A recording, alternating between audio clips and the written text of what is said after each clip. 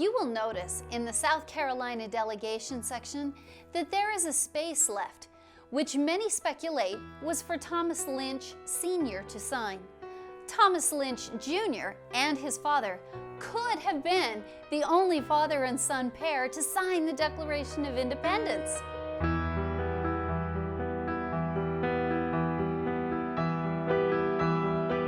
Thomas Lynch Jr. Thomas Lynch Jr. Thomas Lynch Jr. Thomas Lynch Jr. was born on August 5, 1749, to Thomas Lynch Sr., who was a planter in present-day Georgetown, South Carolina. At an early age, young Thomas was sent to a flourishing school. In 1762, at the age of 13, his father sent him to England to gain the very best education available, which at that time was in London. After studying at Cambridge University, Thomas went on to study law at Middle Temple at the Inn of Court at the request of his father. Thomas Lynch Sr. was at this time a very well-known political figure, and he seems to have been urging his son to follow in his footsteps, paving the way for young Thomas to join him in the Continental Congress. Well, during his time studying in London, Lynch developed a highly virtuous character, which he was well known and well respected for. About the year of 1772, after spending 8 or 9 years studying in London, Mr. Lynch decided to return home to South Carolina. He returned a very well-educated man, having fully trained as a lawyer, ready to start his practice in his American homeland. Although this is what his father wanted for him, Thomas decided to end his career as a lawyer and instead married his high school sweetheart, Paige Shubrick, on May 14th of the very same year and began to work as a planter, remaining very active in the community's politics.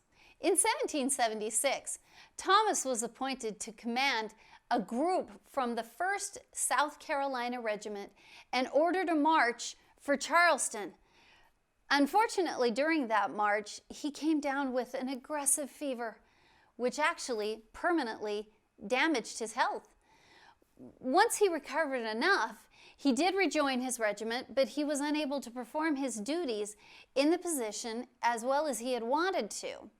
On top of all of this, Thomas received news of his father being very sick. He immediately made the necessary arrangements to be with his dying father and to provide any support that he could in this time of need.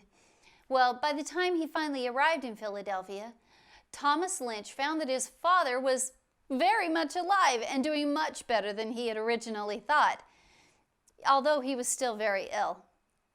Thomas was elected to the Congress to take his father's seat, but Thomas's health started declining very rapidly after having accepted that position.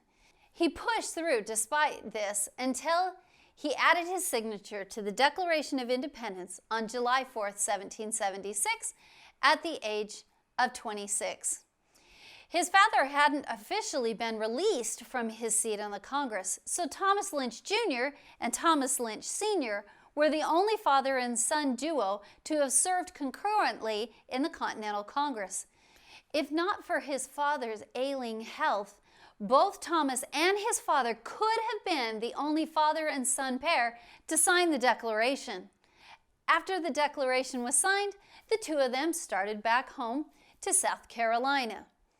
But with his father's health being so poor, his father actually died of a stroke before they arrived home. After losing his father so far from the rest of their family, Thomas continued on to South Carolina, but his health was weak as well. He began to worry about his own life.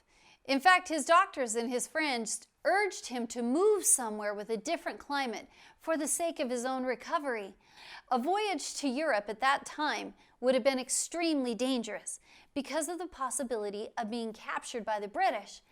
But in late 1779, he and his wife boarded a ship and they sailed for southern France. Unfortunately, this was the very last record of Mr. Lynch and his wife. Many have concluded that they met a watery grave before reaching their destination in France, which seems to be the most likely scenario. Charles Goodrich writes of Thomas Lynch that a man of so much excellence, of such ability and integrity, such firmness and patriotism, so useful to his country and so tender and assiduous in all the obligations of his life, should have been thus cut off in the midst of his course, and in a manner so painful to his friends, is one of those awful dispensations of him whose way is in the great deep, and whose judgments are past finding out. Few men possessed a more complete control over their passions of the heart, and few men have given in a greater degree. But since his signature is fairly rare, Thomas's signature is highly sought after by collectors, and they can be found selling for as much as $250,000.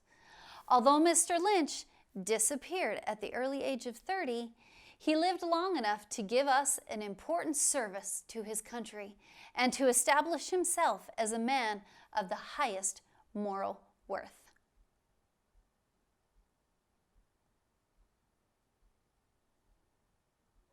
The end.